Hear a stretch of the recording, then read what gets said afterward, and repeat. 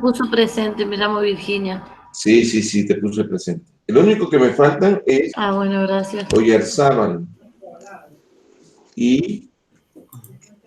Acá estoy, profe. Hola.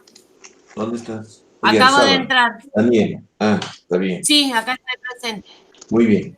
Y me falta Baigorre.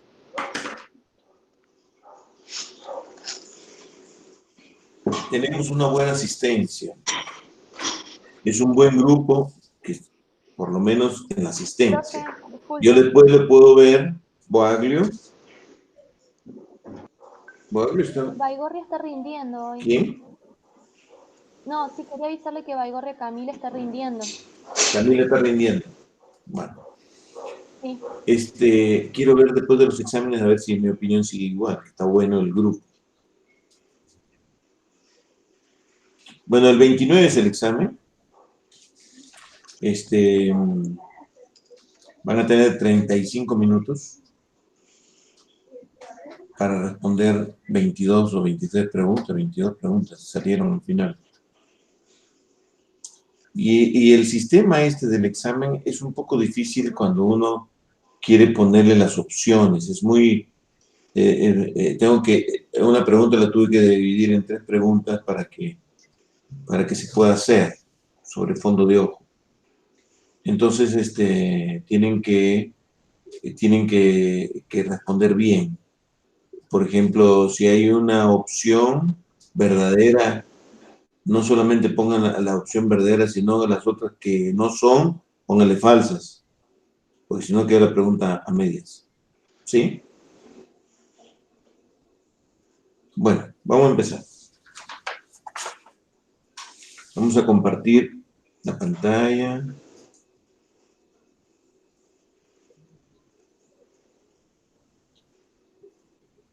Vamos a compartir la pantalla para que voy a cerrar esto. Para. Cancelamos. Profe, o sea que además de múltiple choice hay verdaderos y falsos. Sí. Múltiples choice, verdaderas y falsas. Es así. Ahora, estamos viendo disminución crónica de la audiencia visual. No hemos terminado esa unidad. Vamos a compartir la pantalla con eso. Quedamos en glaucoma, profe. Sí. Vamos a ver esto. Disminución crónica. ¿Lo están mirando? Sí, ¿no? Disminución crónica de la visión. Sí, profe. Hay dos cositas de la catarata que son muy importantes. Sí, dime, ¿quién pregunta? ¿Alguien quería preguntar? Se le veía la pantalla, porque usted preguntó. Sí se ve. Una de las cosas que me salteé y que las incorporé en este Power, que no las tenía puestas, que había puesto esto, la definición de lo que era la catarata, pero lo más importante, se me estaba pasando, es esto. ¿Qué hace la acomodación? ¿En qué interviene? En un fenómeno que se llama sincinesis. Sincinesis es un fenómeno neurológico, normal y fisiológico, en donde cuando uno mira de cerca, se produce una miosis, una convergencia y la acomodación. Cuando hay problemas en uno de los 3 fenómenos de la sincinesis, se produce un problema de cansancio visual. En la miosis no tanto, sino en la convergencia. Hay insuficiencia de convergencia, personas que leen mucho y de repente dejan de leer porque su músculo que hace la convergencia están débiles. Entonces, la acomodación interviene en este fenómeno que se llama sincinesis. Miosis, convergencia y acomodación. Entonces, las alteraciones son la fatiga, la parálisis, los espasmos musculares, cuando uno está mucho tiempo mirando de cerca. Por eso que siempre yo recomiendo que miren de lejos cada 20 minutos de exposición, 20 segundos. Y otra de las cosas que también quería mostrarle esta imagen, en donde tenemos el polo anterior que está pegado a la cámara anterior y el polo posterior que está pegado a la cámara posterior. Los extremos es el ecuador del cristalino, el ecuador es del cristalino. Entonces nosotros cuando hacemos una catarata, hacemos una capsulorhexis en la cápsula anterior, en el polo anterior del cristalino, y el polo posterior es la cápsula posterior. Esto es importante porque cuando nosotros hacemos, porque tenemos acá, por ejemplo, los espesores del cristalino, tiene 14 micras la cápsula anterior, 4 micras la cápsula posterior, o sea, un mínimo beso del faco rompe la cápsula y se nos complica la operación. 4 micras. Pero acá también hay una cosa importante en esta anatomía patológica de la cápsula, es que tiene 21 micras a los 7-8 milímetros del centro, porque la zónula llega hasta aquí. O sea, si uno hace una capsulorhexis de 10 milímetros, está volando zónulas y está debilitando la cápsula. Por eso que siempre la capsulorhexis se hace de 5,5 milímetros y si se te fue un poco, sacaste un pedazo de zónula junto con la cápsula. Porque si llegaste hasta por acá, a 10 milímetros, nosotros cuando empezamos a operar, hacíamos capsulorhexis de 10 milímetros. O sea que quedaba la zónula, por supuesto, con lo que quedaba era suficiente, pero ya si tenemos una debilidad zonular de entrada, romper más zónula, yo creo que no le viene bien al paciente. Entonces, esta figura, esta imagen de donde llega hasta por acá, la zónula, y abraza hasta por acá, es importante para tener en cuenta en la cirugía de la catarata. Bueno, eso nada más quería agregarles el tema de la catarata. Vamos a ver el tema del glaucoma. Entonces, la catarata, el glaucoma y la degeneración macular relacionada con la edad son los 3 elementos que producen disminución crónica de la visión y son las causas más importantes de ceguera en el mundo. La catarata en los países subdesarrollados, después le sigue el glaucoma y la degeneración macular relacionada con la edad, que generalmente es no ceguera, pero es la causa más importante de ceguera central o ceguera o de incapacidad visual, pero no se quedan ciegos los pacientes que tienen degeneración macular. Pierden la visión central, pero ven el costado. Mientras que la catarata, una catarata muy, muy avanzada te quita la visión. Una catarata como por ejemplo esta que vimos acá, esta catarata está ciego, ¿no? Una catarata como esta está ciego. Entonces, el glaucoma es una ceguera que es más lenta, el glaucoma de ángulo abierto. Entonces, yo cuando hice mi residencia, yo cursé con este concepto de que el glaucoma se define como un aumento de la presión ocular por encima de lo normal que afecta o daña el nervio óptico y el campo visual. Con los años, la medicina va cambiando y va cambiando los conceptos. Entonces, el concepto actual es que el glaucoma es una neuropatía óptica anterior crónica, evolutiva y multifactorial, en la que el factor más conocido es la presión intraocular. Si bien es cierto, pareciera que fuese una cuestión semántica, y no es nada semántico. Porque esta neuropatía óptica anterior crónica, evolutiva multifactorial, tiene una característica especial. O sea, lo que el glaucoma daña es al nervio óptico. El nervio óptico sufre el daño porque la presión le va quitando la circulación del nervio óptico y pueden haber otros factores multifactoriales, hipertensión, diabetes, colesterol, que todos los mismos ingredientes que le echan la culpa a un montón de patologías como la neuropatía óptica anterior isquémica, no arterítica, también tienen los mismos ingredientes, pero tiene otra forma de presentación, ¿no? Pero si sumas a un paciente que tiene presión ocular con todos estos elementos multifactoriales, hace que uno vea que se va a deteriorar más rápido el glaucoma de un paciente que contiene todos sus ingredientes. ¿Me entiendes? Entonces, pero la persona puede tener todos estos ingredientes y no tener glaucoma. Y va a tener otras patologías, pero no glaucoma. El factor que produce el glaucoma es la presión ocular, el aumento de la presión ocular. Pero hay ahora una entidad que se llama glaucoma sin presión. Son patologías intrínsecas del nervio óptico por algún factor que se caracteriza igual o es igual que un glaucoma, pero sin presión. Todavía se está estudiando, hay muchas cosas que no se saben, ¿no? Pero ahora se está estudiando la parte metabólica y los elementos que participan en el deterioro del nervio óptico por la presión ocular. Entonces, ¿qué cosa es un glaucoma crónico? Es una neuropatía óptica anterior crónica, evolutiva y multifactorial en que el factor más conocido es la presión ocular. Este concepto quedó atrás. Como muchas cosas han quedado atrás en 30 años de especialidad.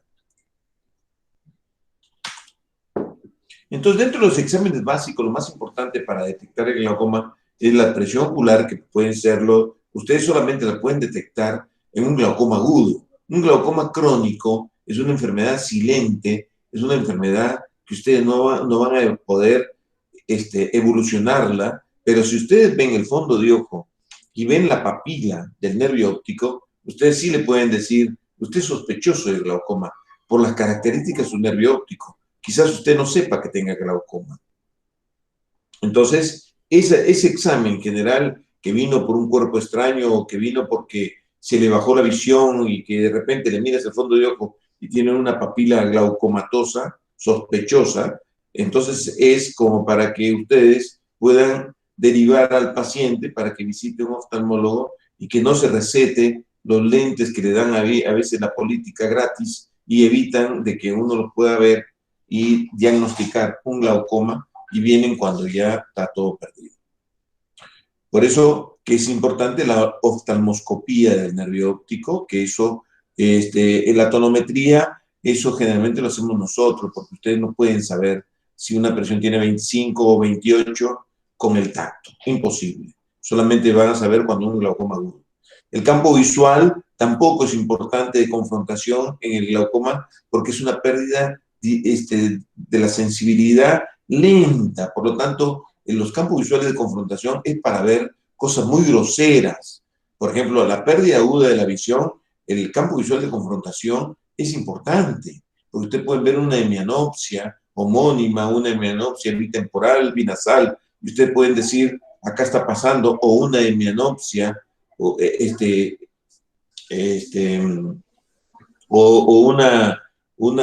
un campo visual, ¿cómo se llama? Central en una neuropatía, en una cosa de esas. En eso sí, el campo visual de confrontación sirve, pero en un glaucoma crónico, el campo visual de confrontación no está indicado, salvo que el glaucoma ya esté muy avanzado. Pero ya el paciente sabe que tiene glaucoma. No van a caer a su consultorio. Y lo que nosotros, importante acá, es que se hace mucho hincapié para los oftalmólogos ver el tema de la profundidad de la cámara anterior. Eso sí es importante saberlo, porque estos pacientes tienen cámara anterior amplia. La profundidad de la cámara anterior es amplia. Entonces, ustedes pueden dilatarlo y lo pueden mirar la papila bien, le pueden mirar los otros elementos que tienen también bien. Entonces, la característica típica del nervio óptico es la excavación. Ustedes ven que en una papila que es producida por una neuritis óptica, no tiene excavación, está pálida, es una vallaspirina, una papila blanca, sin excavación. Es por un problema neurológico. Pero si ustedes tienen una excavación muy grande, muy profunda, que ustedes pueden enfocarlo y hacer varios avances con el oftalmoscopio directo y ir viendo nítido cada vez más profundo, ustedes pueden sospechar y ver la profundidad de la excavación. Entonces, pero un paciente que tiene una excavación chica así, también es sospechoso. Profe, Sí, cuando fui a su consultorio, vimos una paciente que tenía una excavación en el nervio que se la encontró en el momento. sí. ¿Qué pasó con eso? Al final, ¿volvió la chica o usted le había recetado lentes? Sí, sí, el paciente que tiene una excavación y tiene una cámara estrecha puede estar cursando con un glaucoma crónico de ángulo estrecho. O sea que este paciente puede ser que yo le tome la presión en un momento, esté normal, pero si se oscurece o lo acuestas y se dilata un poquito la pupila, puede ser que la presión se le suba. Y en esos momentos puede hacer una excavación crónica con un glaucoma de cámara estrecha. Son pacientes que están indicados a hacer una iridectomía o iridotomía con láser, ¿no? Si nosotros tenemos, pero para eso, a ver, ¿cuál era volvemos nuevamente a este concepto antiguo. Cuando yo me formé, decía que un paciente que tiene una hipertensión ocular era sinónimo de glaucoma. Entonces, en un momento se presentaron varios trabajos donde había una nena de 16 años, más o menos, que fue operada 2 veces de glaucoma porque tenía presiones arriba de 28. Entonces, se operaba, al mes tenía 12 y a los 6 meses tenía 28 de nuevo. Entonces, ¿qué falla la operación? ¿Qué sé yo? Entonces, hasta que eso fue en la presentación de lo que se llama la paquimetría. La paquimetría es saber el espesor de la córnea. Esta niña tenía un espesor anormal, o su normal era un espesor muy grande que daba falsamente presión oculares elevadas. Entonces, empezaron a incorporarse para el estudio del glaucoma también el espesor, porque si tenía un espesor elevado y te daba una presión alta, no significa que tenga glaucoma, es el espesor de la córnea. Entonces, ¿cuándo decimos que tenemos glaucoma? Cuando tenemos una neuropatía y hay un daño en el campo visual, hay un efecto o un evento en donde demuestras que antes estaba bien y ahora no está bien. Aunque sea mínimo, es suficiente para darle el tratamiento. Entonces, los conceptos por eso cambian. El aumento de la presión ocular y que tenga un nervio óptico que está como entonces tiene presión ocular elevada, un nervio óptico como esto y un campo visual totalmente normal, no significa que tengo que darle tratamiento. Entonces, ¿qué es lo que está pasando? Que a un paciente, que hay muchos médicos que continúan con el concepto de que el aumento de la presión ocular es sinónimo de glaucoma, y yo no voy a esperar, el razonamiento es así, yo no voy a esperar a que se dañe el nervio óptico para tratarlo. Entonces mejor lo trato, no vaya a ser que le dañe. En esa discusión tardaron 20 años sí, decime. Recién cuando hablaba de esta chica que tenía un espesor mayor en la córnea y eso le generaba una pseudo hipertensión ocular. Si una persona normotensa le bajas la presión, termina hipotensa, termina con problemas. Si a un ojo normotenso que estaba la córnea aumentada le bajaban la presión con las operaciones, ¿no le trajo repercusiones a futuro? No, generalmente las hipotensiones oculares no hacen tanto daño como la hipertensión ocular. Baja un poquito la visión, pero una presión de 6, de 8 de presión en el ojo no le hace nada. No le hace nada. Bueno, entonces, esta discusión ya se aclaró hace varios años atrás, pero hay mucha gente que todavía no la tiene clara. Entonces, vamos a ver en los pacientes que vienen muchos con tratamientos de glaucomas que nunca tuvieron y con las secuelas de las gotas que producen en la superficie ocular, estas drogas que son tóxicas de la superficie ocular y producen queratitis, ojo seco y encima ojo rojo y encima con la gota de la presión. Entonces, ha ido evolucionando la medicina y ahora estamos en un punto en donde los médicos glaucomatólogos no quieren usar gotas, pero tampoco quieren operar, porque la cirugía también tiene sus complicaciones. Entonces hay unos láser que han salido y que no producen el daño que hacían nosotros láser hace 15 años atrás. Y han salido un láser que se llama SLT, que le puedes hacer una sesión y le baja la presión, pero le dura 2, 3 años. Después le puedes hacer las veces que sea, cuantas veces sea, pero evitas de darle gotas toda la vida que le queda, hasta llegar un momento en que se opere de glaucoma y ese láser no le produce daño en la estructura del trabéculo. Estamos en eso. Hay muchas cosas que dicen que no hace daño y después de los años nos dimos cuenta que sí hacía daño. Entonces uno con los años se vuelve un poco escéptico y un poco que yo no les creo tanto. Pero al mismo tiempo no me puedo quedar con el concepto anterior. Tengo que ir investigando, viendo qué trabajos están apareciendo que te demuestren que estas cosas están funcionando bien, para cambiar tu decisión, porque nosotros no tenemos la capacidad de hacer investigación. Nosotros actuamos y hacemos cosas de acuerdo a que otros investigaron y demostraron que funciona. Nosotros no podemos empezar a investigar si funciona con nuestros pacientes, porque no es ético utilizar de conejillo de India a tus pacientes, y para eso tienes que tener un protocolo de investigación aprobado por alguien para que diga que éticamente no estás haciendo daño. Tiene sus cosas, su protocolo de investigación. Por lo tanto, en mi consultorio yo hago lo que está estipulado por investigaciones que está funcionando. Yo nunca hago cosas por mi cuenta para ver si funciona. Eso no se hace. Entonces, el tiempo dirá que este láser ha venido a sacar las gotas. Ojalá que esto sea así. Vamos a seguir.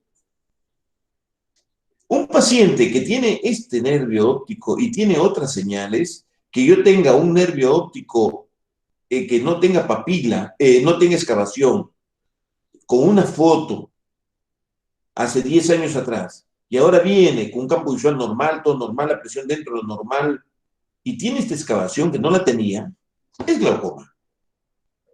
Yo no puedo esperar, tengo que tratar. O tratarla con láser, tratarla con gota, bajarle la presión, hacerle todos los estudios. Entonces, la presión que está cursando es una presión que le está haciendo daño porque yo demuestro que antes no tenía esa excavación y ahora la tiene. A pesar de tener esta excavación, el campo visual puede salir normal, totalmente normal. Y la presión normal. Pero si tú tienes una demostración que ha habido un cambio estructural, hay que tratar. Eso es un glaucoma.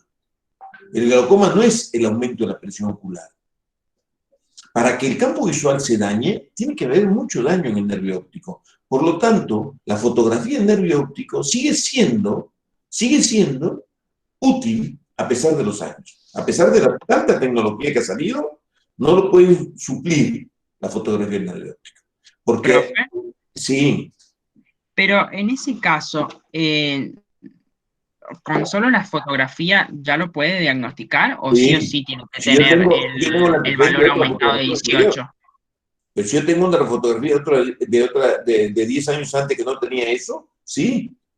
Ah, bien, pero si usted, por ejemplo, le aparece eso y no tiene el antecedente previo de la fotografía, va a esperar al valor máximo de 18 para la presión.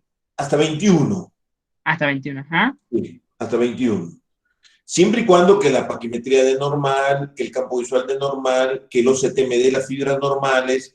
Entonces todo normal, yo veo esa papila.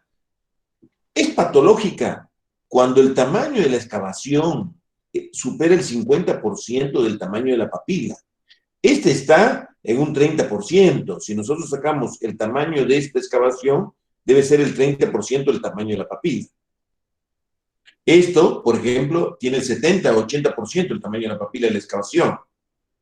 Entonces, uno empieza a tomar atención cuando la papila tiene más del 50%, no todas las papilas, hay papilas normales que son así, quiere decir que, a ver, en medicina, no es que un solo elemento estemos tan estructurados que con un elemento ya decimos, bueno, tiene esto, es.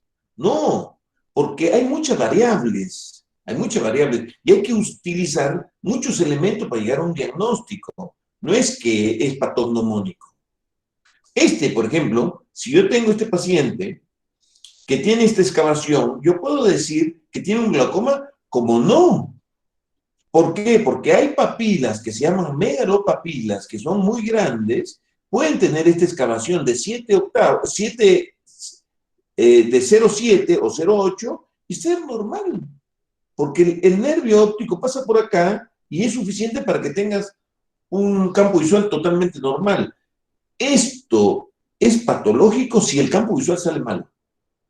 Si el campo visual me sale muy normal, o me está mintiendo el campo, y si hago un OCT, que es un elemento, que es una imagen, de una tomografía óptica, una tomografía que no depende de la respuesta del paciente, porque el campo visual sí depende de la respuesta del paciente,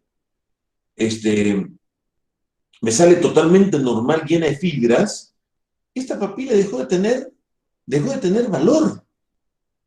Es su papila, es así, toda la vida la tuvo. Y no es un glaucoma. Fíjense, entonces, no es 1 más 1, 2 en medicina. En medicina tienes que sumar los elementos para llegar a un diagnóstico. Si no, metemos todo en un aparato y programamos, esta que tiene este diagnóstico, podemos dar un tratamiento, un aparato lo puede hacer. Entonces, si nosotros tenemos daño en el campo visual como un campo visual normal, y es un daño en el campo con un campo como este, bueno, esto ya está totalmente perdido. El paciente ya llegó tarde, ¿no? Entonces, ¿qué es lo que el paciente ve perfecto de lejos? Tiene 10 décimas de visión, pero se le va cerrando el campo. Se le va cerrando el campo, y llega un momento que ve como en un caño y se choca la pared porque no ve el costado. Son etapas muy avanzadas, muy avanzadas. Entonces, los campos visuales se hacen con el perímetro de Goldman y ahora yo tengo Octopus y muchos hacen con Humphrey. Yo tengo Octopus, que es el que usamos. El campo visual es muy importante porque nosotros podemos evaluar el daño si tenemos un paciente que tiene esto y tiene una papila así, como esta, y esto. Entonces, ¿qué podemos decir?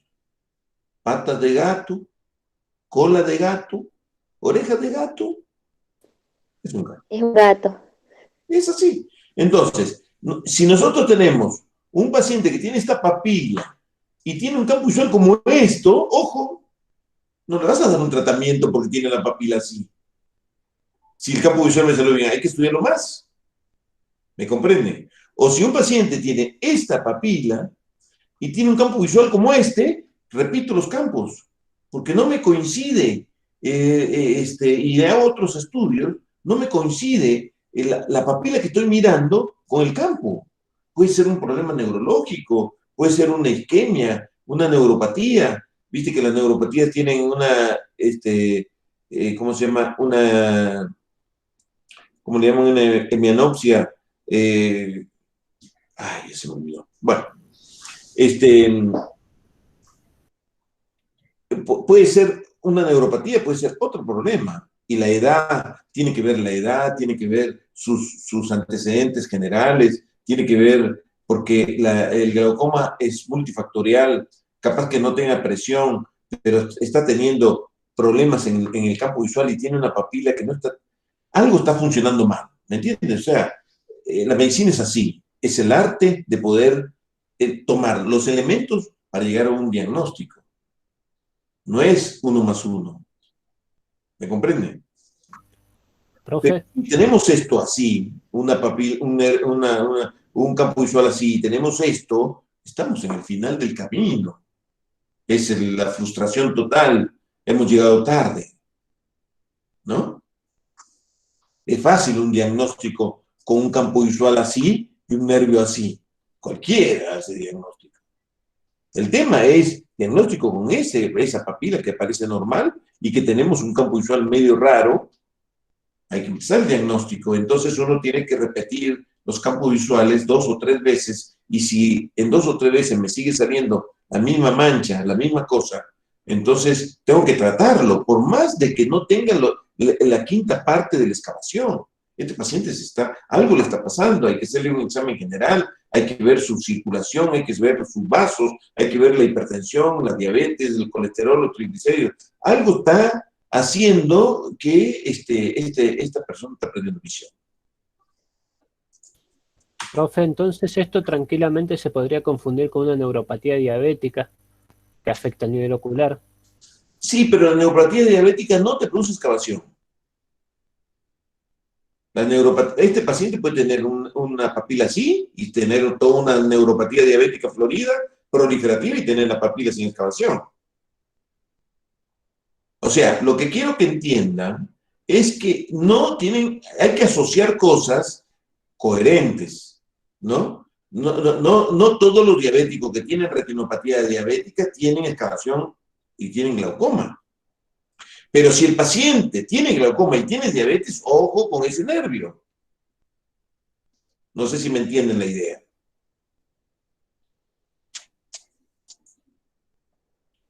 Entonces, el campo visual, nosotros le damos muchísima importancia al campo visual. Y podemos ver algunas cosas interesantes del campo visual. La mancha ciega está aquí, esto está perdido. Acá podemos decir que esto es ausencia de sensibilidad. Acá hay un valor de sensibilidad normal. Acá nosotros podemos ver, por ejemplo, en esta es la curva que da. Lo interesante de esto es que hay que repetirlo y ver si los puntos que dice que no ve, no las ve. Porque los campos visuales tienen una trampa de fiabilidad. ¿Qué significa eso? Si le hago un campo visual y al paciente le faltan 5 para el peso, me va a hacer un campo visual cualquier cosa. Se lo vuelvo a repetir y me sale una excavación arriba, y se lo vuelvo a repetir y me sale una excavación abajo, no me sirve hacerle más campo visual a ese paciente. No está entendiendo el campo visual. ¿Me comprende? Entonces yo siempre que le digo a mis pacientes que se van a hacer un campo visual, vengan descansados. Es un estudio que lleva su tiempo, estén alertas, estén despiertos, no vengan como que es un trámite más. Entonces, si me sale algo sospechoso, yo se lo repito. Y le vuelvo a decir, si me sale una mancha abajo, y después me sale una mancha arriba, y después me sale una mancha al costado, no es fiable. Si me sale una mancha abajo, le vuelvo a repetir, me sale una mancha abajo, y le vuelvo a repetir, me sale una mancha abajo, Dios mío, tomemos atención. No sé si me explico. Está haciendo bien el campo. Entonces, hay pérdida de la sensibilidad, a veces, como único síntoma, el paciente viene y hay una disminución de la sensibilidad en general, que también tiene que ver con los lentes que van.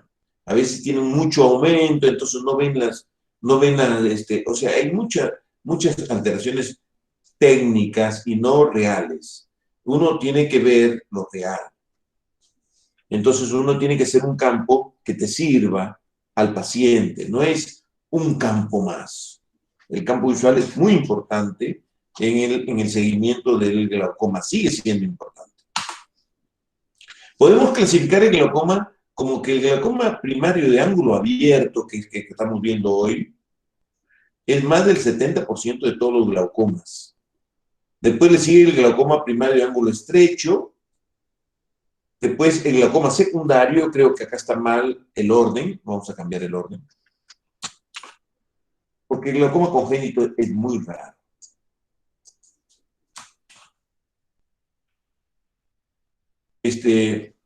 El glaucoma congénito es raro. Algunas cosas les voy a decir del glaucoma congénito, pero no es frecuente. Entonces, este glaucoma primario de ángulo abierto se caracteriza porque es insidioso, lento, progresivo, indoloro. El paciente viene a cambiar lo lento y le encuentra que tenía presión. ¿Qué presión tengo? 28. Tengo que estudiarlo. Tengo un nervio óptico sospechoso, porque en el mismo momento que le toma la presión, la agudeza visual 10 décimas, pero le veo la papila que no me gusta, y que tengo 28 y me falta hacerle una curva para ver cuánto se le sube a la mañana, al mediodía y a la tarde. Le puedo hacer un OCT para ver en forma objetiva las fibras nerviosas y el campo visual. El campo visual que me va a dar un campo visual al comienzo que no le doy valor. Y si el campo visual me sale muy normal, sin ninguna falla, le doy valor. Pero si el campo visual me sale muy malo, lo repito.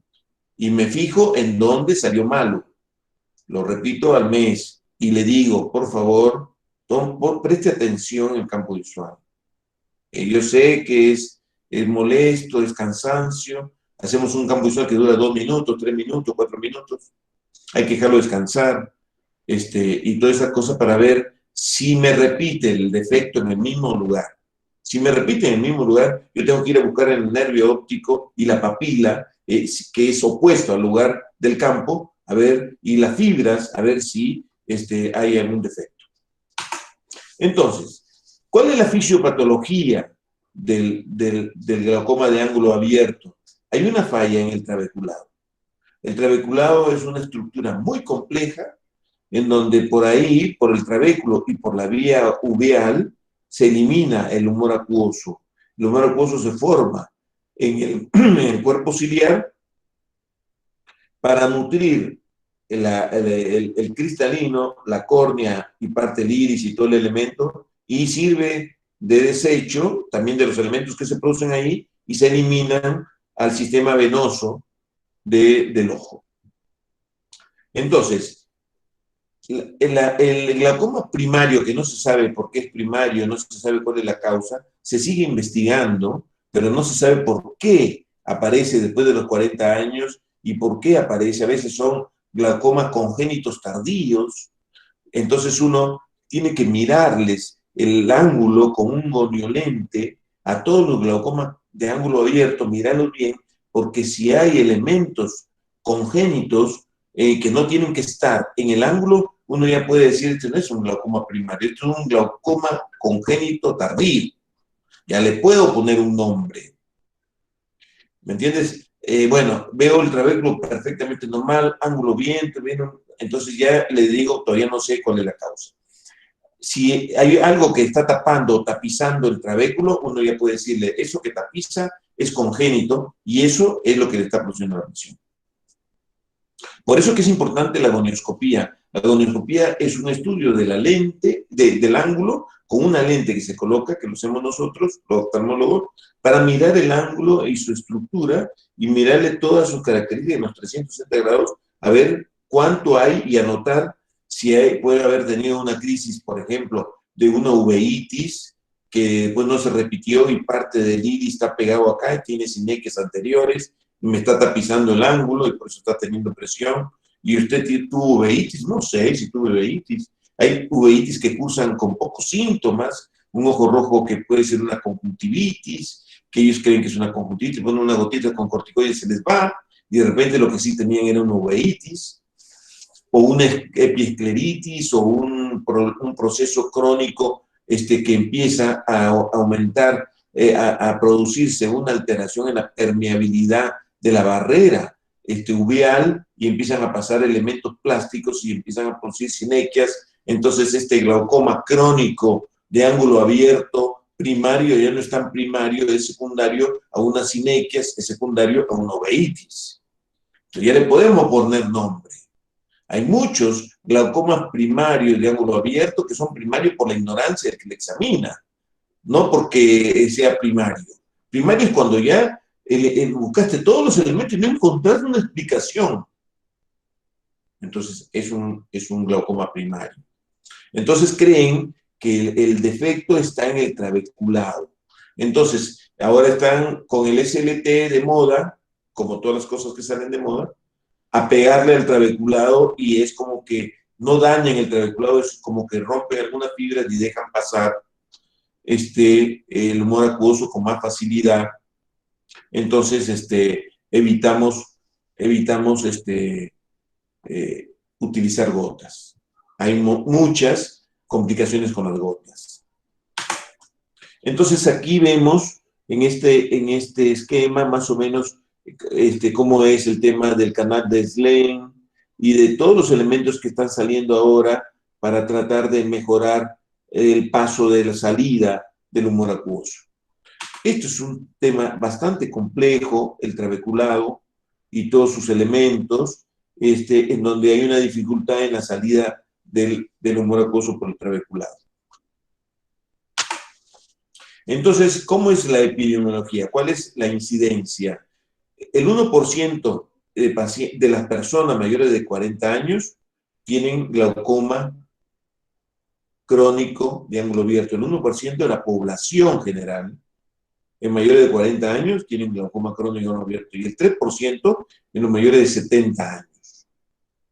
La mayoría son asintomáticos, algunos hipertensos no tienen daño porque son hipertensos, pero no demuestran un daño estructural, por lo tanto está en la gatera y viendo a ver en qué momento le empiezo a dar las gotas, porque las gotas, como les dije, no son gratis. Las gotas no es solamente económico, sino que si yo le voy a dar un tratamiento a un paciente, es de por vida, y de por vida produce más daño en las gotas que el glaucoma. No sabemos si al final fue peor el remedio que la enfermedad. Pero no tenemos otra opción. Un paciente de 40 años no lo va a superar de glaucoma, salvo que tenga 60 de presión. Que he operado yo pacientes con 60 de presión, le di tratamiento, un glaucoma corticoideo, hace poco lo operé, y le hice los estudios, y tiene campo visual normal, nervio óptico normal, no hay excavación, lo tenía 60. Entonces, la tengo que intoxicar para bajarle la presión. Cada vez porque es como que los glaucomas corticoideos es como que se disparan, a pesar de que le suspendes el corticoide, sigue la presión elevada. Entonces, ese sí lo opero.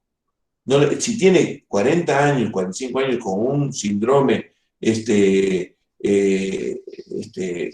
del colágeno autoinmune, que están utilizando corticoides permanentemente y me está teniendo la presión por arriba de 40, 50, y que tiene un campo visual normal, un nervio óptico normal, y tiene una presión de 40, 50, ¿qué le voy a dar? Gotas. Tiene 40 años, o sea, si va a vivir 90, va a tener 50 años de gotas.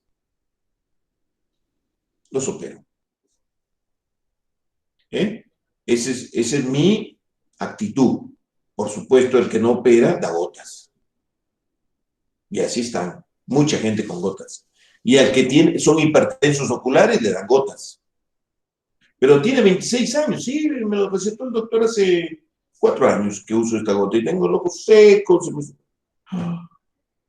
Ves el nervio óptico normal, tiene una paquimetría altísima y era la paquimetría. Y bueno, hay mucha gente que estoy sacando gotas porque las gotas hacen daño. Las gotas hacen daño. Pero la presión hace más daño. Tampoco no vamos a sacar gotas el que necesita usar gotas. O sea, la medicina es así.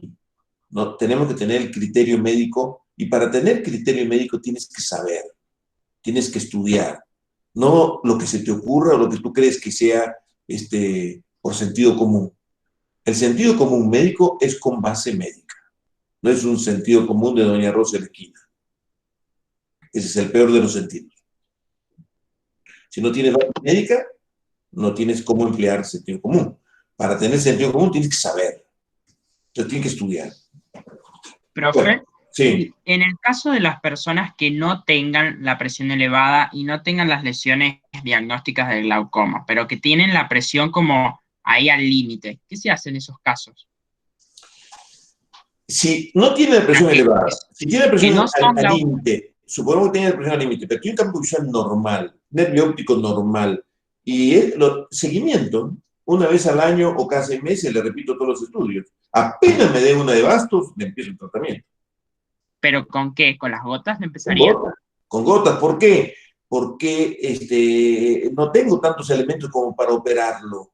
Para operarlo tiene que tener más de 40 que justifique que lo voy a operar.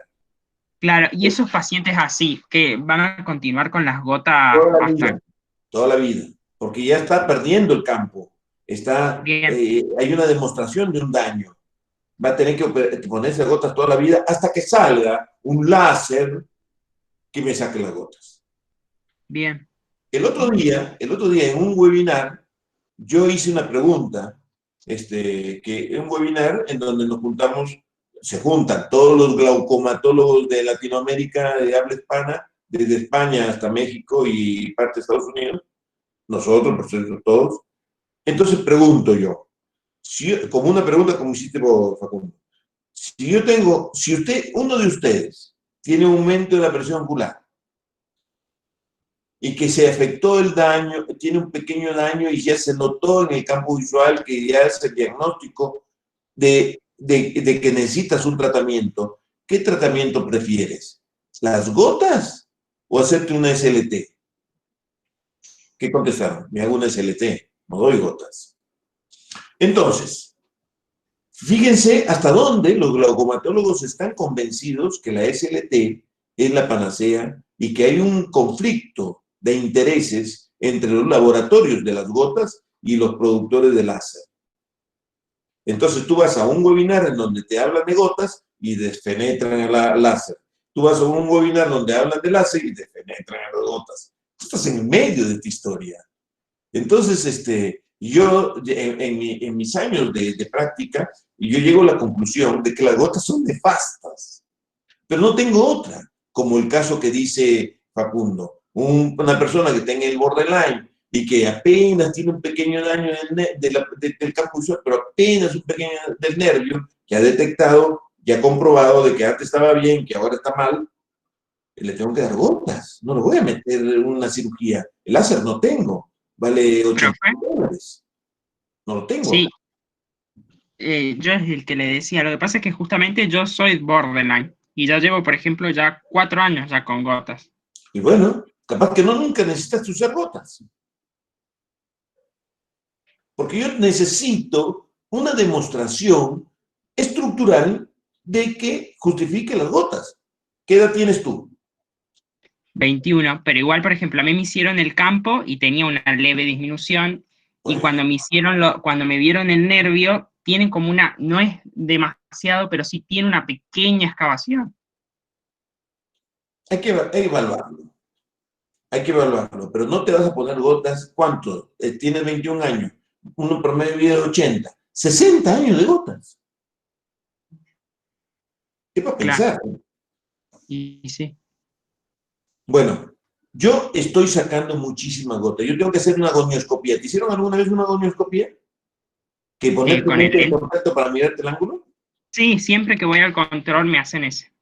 Te meten una lente y te miran el ángulo. Sí, sí, sí. Bueno, sí, entonces, si te han visto algunos elementos que justifiquen y hacen, bueno, tienes que ponerte las gotas. La otra opción es meterte un SLT y suspender las gotas. Porque las gotas nunca me han hablado del láser a mí, por lo menos hasta ahora. Son cosas nuevas. Son cosas nuevas que están saliendo. ¿Me entiendes? Hasta este momento, lo usual es las gotas. Un borderline. Yo a 21 años no te voy a hacer una cirugía de glaucoma. ¿Has visto lo que es la cirugía de glaucoma? Es una carnicería. Yo debo hacer una cirugía de glaucoma de un borderline. ¿Me entiendes? Pero si tú tuvieses 60 de presión, yo no voy a esperar que se te dañe todo para hacerte la cirugía. Ni al láser, ni gotas, ni nada. Voy directo a la cirugía. No, a 18 llegué yo. Pero 18 no es presión. Bueno, pero lo que pasa es que cada paciente tiene que evaluarse. Yo, en esta conversación, yo no puedo decir... Sí, más vale. yo capaz que esté bien lo que te están haciendo, yo no voy a discutir eso. Pero lo que estoy hablando es en forma genérica. Forma genérica es esto, que tengo que tener elementos claros para yo dar un tratamiento. Si no, no doy por las dudas. Eso durante, yo les digo, 20 años yo traté muchos pacientes por las dudas. Y después de muchos congresos, yo mismo retiré las gotas que di a mis pacientes así durante muchos años. Porque comprobé que no había nada, no era tanto. No es por la presión solamente, en el borderline. El campo visual, quiero ver un OCT, si el OCT da totalmente normal, el campo visual da normal, que puede tener un pequeño, porque el campo visual es todo un tema hacerlo, si lo haces bien. Tengo que repetirlo varias veces. El tercer campo, 15 días, yo te repito un campo visual, y el tercero me sale el mismo lugar y el mismo defecto, es de consideración. ¿Me entiendes? Bueno, entonces, muchos reciben tratamiento innecesario, eso lo pongo y lo remarco. Muchos reciben tratamiento innecesario. Yo he tratado en forma innecesaria durante muchos años. Me hago cargo. ¿Me entiendes? Pero en la medicina es así. Hoy hacemos cosas que hace 20 años atrás era inimaginable que lo hacíamos. ¿Me entiendes? Si es así, si no sigues avanzando, si te sigues con la escuela de lo que te enseñaron en la facultad, estamos en el horno, estamos en el subsuelo. Entonces, ¿qué tenemos que ver nosotros en un glaucoma? Aparte de su presión ocular elevada, todos sus antecedentes, si hay familiares con glaucoma, padre con glaucoma, nieto con glaucoma, primo con glaucoma, entonces hay que estudiarlos más, estar como paciente de alto riesgo, porque es genético y hay... Yo estuve hace unos años atrás en Lima y me contacté con un glaucomatólogo de Lima que él estaba junto con la Universidad de Wisconsin haciendo un estudio genético de todos los pacientes que tenían glaucoma de ángulo abierto, verles el perfil genético a la familia entera, hasta el bebé recién nacido y toda la parentela que circunscribía a esa familia. Por supuesto que hacerle un perfil genético a toda una familia significa muchísimo dinero, bancado por muchos, qué sé yo, para investigar. Y él estaba en ese grupo. Había uno en Buenos Aires, había otro en Europa, así, haciendo lo mismo, y se hacían después un trabajo en conjunto para decir, a ver, qué gen era el que más afectaba. Entonces, detectaron el alelo del gen 18 acá en América del Sur. Buenos Aires sí, yo he visto a alguien con el alelo 18 que está afectado. En el Asia no, el alelo 12, en el otro alelo 11, o sea, no es tan fácil así. Entonces, ¿pero qué es lo interesante de eso? Lo interesante de eso es que si encontrábamos un alelo que ya era repetido en otro lado, que ya era repetido en otro lado, que era un alelo sospechoso, entonces, de ese grupo familiar que componía, por ejemplo, 30 personas, entre padres, primos, hermanos, y nietos y toda esa gente que se hicieron, el que se le encontraba el gen alterado, ese lo va a tener, aunque tenga un año. Va a tener glaucoma cuando tenga 40. Qué interesante eso. Muy interesante ese estudio genético. Por supuesto que es caro. Yo creo que la medicina va en camino a lo genético,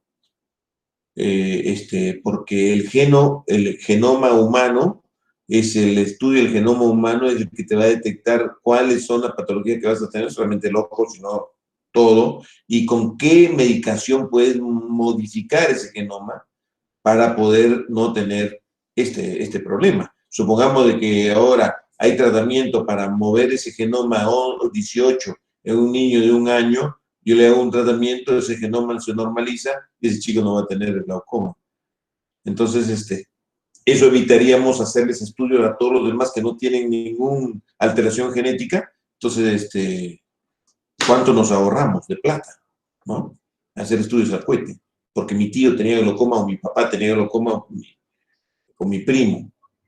Todos los que tengan cercanos en la familia tienen que hacer ese estudio, porque los antecedentes familiares son importantes. La edad, la raza, hay raza negra, la raza asiática, tienen diferentes tipos de glaucoma. Los pacientes que tienen glaucoma y aparte tienen diabetes, hipertensión. Los pacientes que son miopes altos. Los miopes altos, la miopía que se está viniendo con todo, con este hacinamiento en los bebés que le dan chupete digital para que no fastidien y le ponen una cosa para que miren el celular, están fabricando miopes. Y la miopía produce glaucoma y la miopía produce ceguera. Migraña, vasoespasmos periféricos también son pacientes de alto riesgo si tienen glaucoma, porque el glaucoma es una neuropatía óptica anterior isquémica crónica, multifactorial. Entonces, el tratamiento, ¿qué es lo mejor para hacer? Preservar la visión, evitar sentenciar al paciente a medicaciones de por vida, costosas, riesgosas. Hay que estar muy seguro. No es una gotita más. Ponete una gotita por las dudas. Yo lo hice muchos años eso, porque el razonamiento que tenía en esa época era, si ya tiene hipertensión ocular, ¿qué voy a esperar? Que se dañe el campo, que se dañe el nervio para tratarlo. Entonces le doy tratamiento de entrada, por las dudas, nada por las dudas. Ahora necesitamos, ya teniendo tecnología mucho más sensible, un pequeño cambio, y todavía sigue el nervio óptico y el campo visual bien hecho, y hacer nuevamente otro campo visual, y hacer que me demuestre que hay una alteración estructural, empieza un tratamiento, y empezaremos un tratamiento, y si el SLT funciona, le mando a hacer SLT antes de darle gotas, ¿no? Porque las gotas sí que producen problemas. Entonces, el tratamiento es para evitar que se dañe el nervio óptico. Daño del nervio, acá no es riesgo óptico, daño del nervio óptico y el campo visual. Entonces, alto riesgo de glaucoma es un paciente mayor que tiene más de 21 milímetros de presión, hallazgo sospechoso en nervio óptico en las capas de fibra, daño temprano en el nervio óptico, estrechamiento, muesca del anillo neuroretinal, especialmente en el polo posterior inferior, factores de riesgo adicionales, encima que tiene presión es miope, tiene antecedentes familiares, edad avanzada, diabético, enfermedad cardiovascular y presión, hay que tratarlos, porque se van a quedar sin ojo. Por ejemplo, acá tenemos, ¿ves? Acá, en el OCT veo una disminución de las fibras inferiores del ojo derecho y del ojo izquierdo. El campo visual, veo un defecto en el campo visual superior. Este de acá sería como lo normal. Acá veo la excavación en el nervio, y ahí uno puede... Ay, se me fue. Bueno. Se desacomodó. Bueno, quería traer esto. ¿Ves? La excavación, la nasalización de los vasos y el aumento de la excavación. Fíjense, esta excavación, casi no hay excavación, y viste lo que se ve en el OCT, no hay. Y que tiene un gran, y se ve el gran agujero del caso. Pero tampoco esto significa que tengan glaucoma. Glaucoma es mucho más que esto, ¿no? Ojalá fuese que con esto ya solucionamos el tema del glaucoma. El glaucoma no lo solucionamos con esto, y todavía no tenemos herramientas suficientes para poder hacer una detección temprana de un glaucoma crónico de ángulo abierto. Todavía no tenemos elementos. Sumamos cosas, y a la primera de cambio, a la primera que se nos parezca medio raro, empecemos un tratamiento, pero sabemos que el tratamiento tiene sus secuelas. Entonces hay que ir balanceando esto, y apenas salga algo mejor que para sacarle las gotas, yo prefiero hacer algo para sacarle las gotas.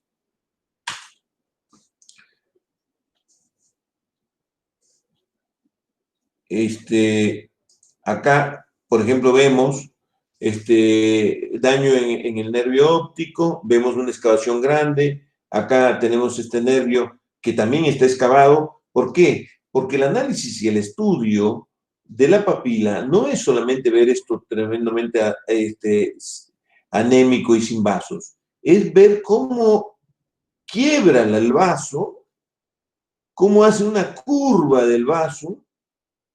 Entonces, si vos te imaginas que esto es una tridimensión, es como que eso se mete hacia el hueco y sale por acá, o al hueco, y esto está adentro del hueco. Esto es igual que esas figuras que aparecen por ahí de una media imagen de una persona que parece que mira, que está mirando de costado, está mirando derecho, está mirando de costado, está mirando derecho. No sé si han visto ustedes en Facebook, aparecen imágenes así. Entonces, esto tenemos que verlo en forma tridimensional. Y la única manera de verlo tridimensional es verlo con el microscopio y una lente y mirarlo, el nervio óptico, y ver cuánto se excava. Y estas imágenes, que si bien es cierto no es tridimensional, ahora están apareciendo ya fotografías tridimensionales para poderlo evaluar mejor los vasos. Entonces, hay una regla que se llama INS, que es, el primero que se daña es inferior, después el superior, después el nasal y después el temporal. Si nosotros sabemos que primero se daña el inferior y tenemos una papila que se está viniendo para abajo, por más que no tenga las 4/5, el 50% de la excavación, ya estamos viendo que se está dañando la zona inferior de la papila, es altamente sospechosa. Por ejemplo, este paciente no tiene glaucoma y sin embargo tiene esa excavación. Eso es una megalopapila que simula un glaucoma. Entonces, no todo lo que se mira, esto que parece que no tuviese glaucoma, tiene un glaucoma, y que parece que tuviese glaucoma, no tiene glaucoma. Entonces, no todo lo que se mira de una sola mirada, uno puede decir, tiene tal cosa, en forma categórica. No hay nada categórico.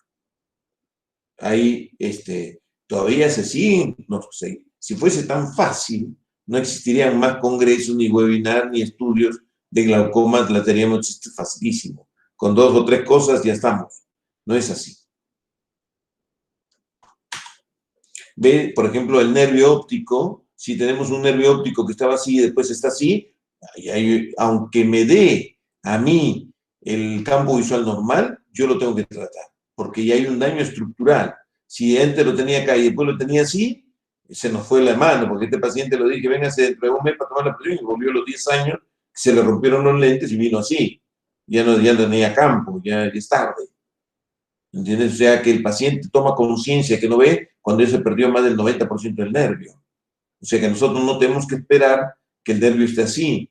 Pero si nosotros tenemos un nervio así y después lo tenemos así, entonces ya tenemos elementos como para poder discernir y tratar a un paciente con todo, aunque su presión esté dentro de lo normal. Porque, ¿qué es normal? ¿21 es normal? No, señor. Puede ser normal ¿para quién? Puede ser 18 que esté alto, puede ser 16 alto, porque con 16 pasó de un nervio a este nervio. Tengo que tenerlo en 10, en 8, para que no me siga dañando el nervio. Entonces, las presiones son relativamente normales. Hay que evaluar todo el paciente, hay que hacer un seguimiento del paciente y hay que ponerle la presión máxima que tiene que tener este paciente. El paciente tiene 18 de presión y me está yendo de un nervio así a un nervio así en menos de un año, yo lo tengo que operar. Por más que tenga 18 de presión, yo lo tengo que operar para tenerlo en 10 y no llenarlo de 3 gotas. Yo ya con esto es suficiente para mí.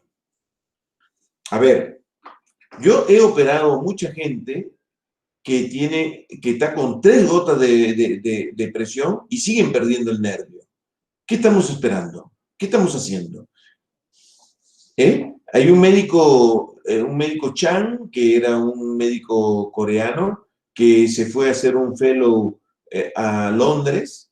Este médico Chan hizo un estudio retrospectivo de todos los pacientes que tenían glaucoma. Se fue a los institutos de glaucoma en Londres Y como los ingleses son tremendamente cuidadosos, tremendamente estructurados, tremendamente ordenados, es muy fácil hacer un estudio con gente así, ordenada, que tiene todas las cosas estipuladas, todas las cosas ahí, que hace 30 años que lo tiene así. Entonces, él llegó a la conclusión de que la mayoría de los pacientes que son tratados con medicamentos, al final de sus días, llegan ciegos. Llegan ciegos, porque no se ponen las gotas.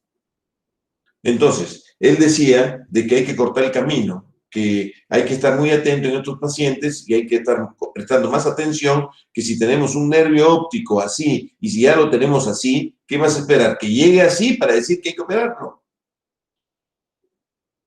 Que le voy a dar 4 gotas.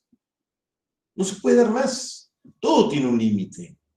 Yo tengo que llegar a una presión target, que nosotros le llamamos presión target, para que ese nervio no siga sufriendo. Entonces, este paciente que tiene este nervio óptico y tiene 18 de presión, posiblemente se va a quedar ciego pronto con su 18 de presión. Tiene 4 gotas y tiene 18 de presión y ahí tiene este nervio. El target de ese paciente posiblemente sea 10 de presión, no 18. Pero no me alcanzan, ya tiene 3 gotas puestas, entonces no te está sirviendo el tratamiento. Lo estás intoxicando, lo tengo que operar. Entonces, por eso es que opero mucho glaucoma aquí en San Luis, porque tenemos criterios así que con gotas solucionamos los problemas. Entonces, ¿cuándo opero? Si yo tengo un paciente que tiene 60 de presión, pero no tiene nada del nervio, el nervio es totalmente normal, campo visual normal, pero tiene 60, dijo, veo borroso, doctor, el viernes, viene el lunes, veo borroso, doctor, y le veo 60 de presión. Bueno, bien. Bueno, estás con corticoides. ¿Hace cuánto que dejaste? Hace como un mes que no tomo más corticoides. Pero veo borroso, 60 de presión. El otro ojo, 12 de presión. Le hago una gonioscopía, no le veo nada, está un ángulo abierto. Este paciente, ¿qué le voy a decir? Va a tomarse un medicamento, un acetazolamida que te arruine el riñón, 60 de presión, no lo vas a bajar. Las gotas funcionan a partir de 40. De 40 hacen efecto para bajarlo a 18. Pero tiene 60, lo operé. Y hace varios años. Y hace tiempo que tiene su campo visual normal, su nervio óptico normal, y tiene 12 de presión, y tiene 40 años. Entonces, y que sepa que los corticoides le van a aumentar la presión. Entonces, los criterios de cirugía y de tratamiento en los glaucomas son muy, muy personales. No comulgamos. Yo discuto muchísimo con mis hijos con este tema. Ellos tienen también su criterio y cada uno tiene su forma. Yo les digo lo que a mí, lo que yo sé y lo que dicen, mi experiencia. Y he cambiado muchos conceptos. He sacado gotas a muchos pacientes que yo les indiqué gotas, porque tenían 27 de presión y tenían una paquimetría de 560, que no era mucho, pero tiene 27 de presión. ¿Qué va a hacer? Voy a esperar que se dañe el nervio, que se dañe el campo, que se dañe para recién tratarlo. Le trato, y hace 20 años que no se dañó nunca el nervio, será el tratamiento, serán las gotas. Yo le saco y la voy viendo, y apenas de bastos empieza a bajar algo, la opero, ya no hay más. ¿Qué es lo que pasa con la gota? Las gotas te dañan a la superficie y después la cirugía no funciona, porque se pega todo. Se pega todo. Hoy operé un glaucoma que lo operé hace 5 años que lo operé de catarata y está con presión, y le di una gota y le di otra gota y seguía con presión. Yo le digo, mire, acá hay 2 opciones. O te opero o te vas a Mendoza a que te hagan un láser, porque en Mendoza hay un SLT. Andate a Mendoza, que te hagan un láser, SLT, evitamos la cirugía. Cirugía es una carnicería, cirugía es un problema, tiene sus inconvenientes. Entonces fue a Mendoza, le dijeron, no, mire, la SLT no va a funcionar por esto, usted tiene que operarse. La SLT funciona para ciertos estadios, pero su estadio ya no. Si el doctor opérese, y ahí, bueno, la mandaron de Mendoza porque lo operé. Entonces, esto es lo que pasa con esto. Es un día a día, es un paciente con paciente, no es una generalidad. La medicina es individualidad, paciente individual, no la generalidad. Por eso, en la medicina basada por la evidencia no sirve, porque no te analiza. Es evidente que tiene esta cosa, entonces ya está, le damos esto. No, cada caso individual, cada caso se analiza. Yo estoy en contra de la medicina basada en evidencia, por muchas razones. Los años me han dictado que se hace. La medicina basada en evidencia es estudiar bajo las estadísticas. Y las estadísticas no son realmente reales. Cada paciente se tiene que analizar en forma individual. Entonces, el tratamiento médico se basa estrictamente en bajar la presión ocular. ¿Cuál es la presión target que tengo que tener para ese paciente? ¿Cuál es lo que tiene que tener? Y a ese objetivo voy.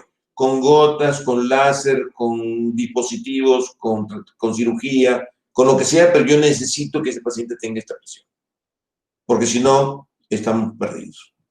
Entonces, hay betabloqueantes, inhibidores de inercia carbónica, análogos de las prostaglandinas y combinaciones de todas las que puedan haber. Este es un paciente tratado con análogo de las prostaglandinas. Miren la reacción alérgica y la superficie que produce esta gota. Este es tratado con análogo de prostaglandinas, que es una hipertricosis, aumento de las pestañas, cambia el color de los ojos. Los pacientes que tienen ojos claros se ponen ojos marrones. Entonces, es toda una historia. Es toda una historia las gotas. Pero si no tengo otra opción y la cirugía es más riesgosa, sigue siendo riesgosa, yo creo, y Dios quiera que sea, la salvación, evitar gotas usando un láser. Aunque le tengan que repetir el láser a los 5 años, le tengan que repetir el láser a los 10 años, le tengan que repetir el láser cuantas veces sea. Prefiero eso a no un tratamiento con gotas. Chan demostró que los ingleses se quedan ciegos con gotas. Entonces el tratamiento médico no está resuelto. El tratamiento médico del glaucoma no está resuelto. El SLT es un tratamiento ultravehiculado que le hacen láser a los 360 grados y ahora hacen láser para todo. Están tratando de ver. De todas maneras, yo creo que todavía no se sabe bien. Cuando hay un concepto que decía un profesor mío en la residencia, que decía, cuando nosotros utilizamos medios físicos para tratar algo orgánico, es porque todavía no la sabemos hacer.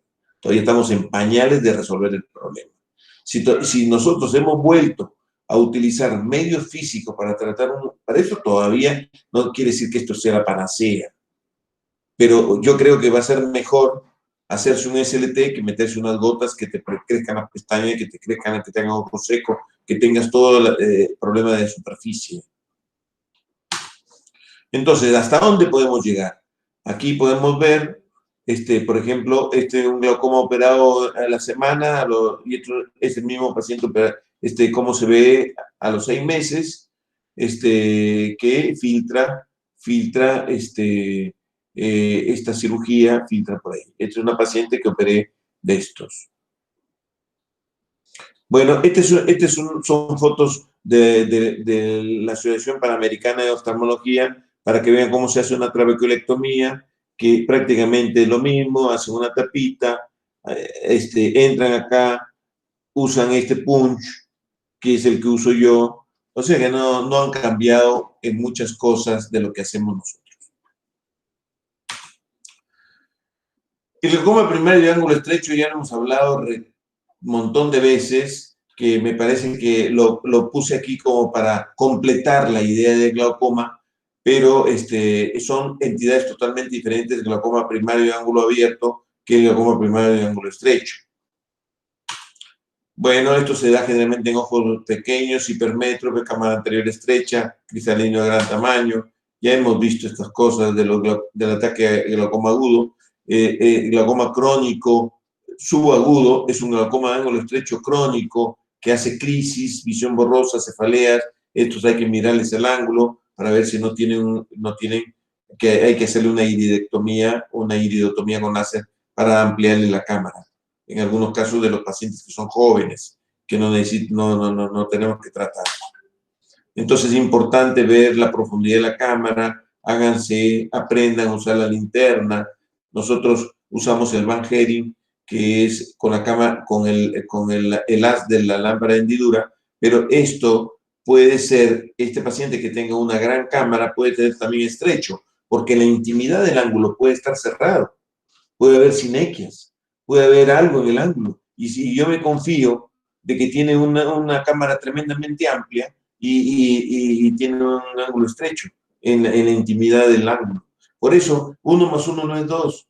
Por eso hay que tener cuidado. Si nosotros tenemos un paciente que sea ojos pequeños, hipermétrope, cámara estrecha, no lo dilaten.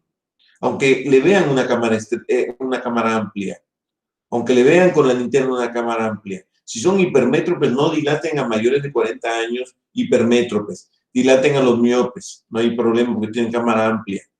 No hay problema. ¿Ves? Son las limitaciones que ustedes tienen que aprender. Vamos a dilatar para mirar en la papila y es un glaucoma agudo. Con todos sus ingredientes. Entonces, el glaucoma agudo, la fisiopatología del glaucoma agudo es una obstrucción en la pupila y no deja pasar el humor acuoso y aumenta el humor acuoso y te estrecha el ángulo. Esto así, hacemos una iridotomía y pasamos por otra vía del agua y entonces esto se aplana. Y mientras que el ángulo abierto es una alteración en el trabecular. Bueno, para el tratamiento de ángulo estrecho, la iridotomía periférica con láser Jack, extracción del cristalino, una trabeculectomía porque ya se ha pegado tantas veces el iris al ángulo que lo dañó y termina, por más que le hagas una iridectomía, sigue con presión y termina siendo una trabeculectomía. Por eso es que hay que actuar rápido y hacer las cosas rápido. El glaucoma congénito se caracteriza por tener, los niños generalmente dicen que tiene lagrimeo y ojos grandes. Mira qué lindos ojos grandes que tiene, lagrimeo y ojos grandes, ojo que puede ser un glaucoma. Y si se opacifican esas córneas, pacientes quedan ciegos por glaucoma congénito. Hay muchos ciegos aquí en San Luis por glaucoma congénito, porque no fueron detectados a tiempo.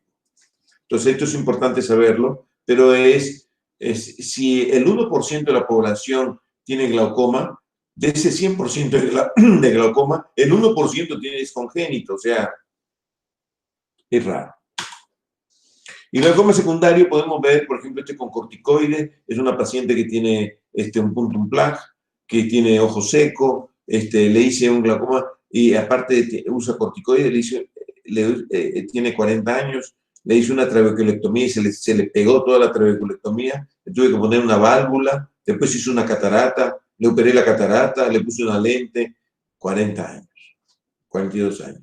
Un desastre los corticoides, porque no solamente los corticoides tópicos son los que aumentan la presión ocular, sino los corticoides sistémicos. Y hay pacientes que son sensibles a los corticoides y que se ponen corticoides en la mano, cremas de la cara, o, por ejemplo, el otro día en un chat que tengo en esa red de glaucomatólogos, decía que llegó una paciente de 20 y pico de años con aumento de la presión y disminución de la visión y aumento de la presión ocular. Entonces, empezó a investigar qué toma, qué es el interrogatorio, que es fundamental, antecedentes, que toma, no tomo corticoides, no me pongo corticoides, no me pongo gotas, no me pongo nada, pero tiene un aumento de la presión con ángulo abierto, algunas cosas. Entonces descubrió que el dermatólogo le había indicado unas almohadillas llenas de corticoides porque sufría de mucho exceso en las axilas, que tenía, se mojaba mucho las axilas y tenía mucho problema en la piel. Y esas almohadillas de corticoides que le habían indicado era el causante del aumento de la presión ocular. Le suspende porque los corticoides, la suspensión del corticoide baja la presión ocular siempre y cuando que sea temprana la acción. Si el corticoide ya se dispara, por más que suspendas el corticoide, sigue la presión y tienes que operarlo. Esto es lo que le pasó a esta paciente, que suspendió el corticoide 6 meses, seguía con la presión, entonces ya la suspensión del corticoide no era el único elemento, tenías que operar el glaucoma, le operamos el glaucoma, fracasó la cirugía, hizo una catarata por la cirugía que le hice, le puse una válvula. Entonces, primero, en la cirugía de la trabeculectomía que fracasó, le puse la válvula y después de la válvula hizo una catarata, porque ya dos cosas, que abres el ojo rápidamente hacia una catarata, porque la catarata también produce, los corticoides también producen catarata. Entonces, después tuve que operarle la catarata. Toda una historia en una paciente joven producto de los corticoides. Entonces, esto es importante saberlo, de que no solamente los corticoides locales, el paciente que tiene predisposición a hacer un glaucoma por corticoides, el mínimo corticoide puede ser un glaucoma. Hay pacientes que toman corticoides, pero genéticamente no tienen predisposición y jamás hacen glaucoma. O sea, no hay una relación directa. Por eso le digo que no es la medicina, porque tiene corticoides va a tener glaucoma, porque tiene diabetes va a tener glaucoma, porque tiene hipertensión va a tener glaucoma. No, paremos la moto. No es así. No es así. Hay mucha gente que toma corticoides y usa corticoides y tiene corticoides y nunca tiene glaucoma. Pero ojo con los pacientes que tienen eso borderline y de repente se están poniendo cremas con corticoides, de repente están usando un corticoide en la piel, de repente están haciendo nasal o son asmáticos y empiezan a tener un borderline de la presión y no evaluaron, no interrogaron, no indagaron, no vieron. El interrogatorio. Todo es importante saber qué es lo que está tomando, qué toma, qué no toma. A ver, investiguemos, a ver, esas toallitas, ¿qué son? A ver, vamos a ver qué son las toallitas, a ver. Yo nunca he escuchado esa toallita en las axilas que les dan los dermatólogos. Analicemos su composición. Ah, mira, tiene corticoide. Y ahí está, suspende esa toallita, se le bajó la presión. Entonces, la medicina es así. La medicina es así. Hay que analizar caso por caso y hay que investigar en el interrogatorio, hay que analizar. El interrogatorio es fundamental, pero tienes que hacer preguntas dirigidas de lo que puede ser y estás sospechando que es el diagnóstico. Un glaucoma traumático, estos que se pegan un pelotazo, se produce un desgarro del ángulo y se rompe el ángulo y empiezan a tener presión ocular, que terminan también operándole porque no hay forma de que se solucione. ¿Ve? Este es el desgarro, se rompe el trabéculo, mira ahí, hay el glaucoma traumático. He operado mucho los glaucomas neovasculares que son producidas por las trombosis, por las isquemias retinales, por los diabéticos neovasculares, terminan sinequiando el ángulo porque se llenan de vasos en el ángulo y sinequian totalmente y hacen glaucomas absolutos. Glaucomas neovasculares son difíciles de manejar. Ahora han salido unos láser para hacerle le hacen una destrucción aquí del cuerpo ciliar, con sesiones en hora, empiezan medio ojo, queman, y el ojo se tranquiliza. Baja la presión porque disminuye la producción del humor acuoso y lo poco que está funcionando empieza a funcionar. Y si no, le siguen quemando otro cuadrante más y le dejan un cuadrantito.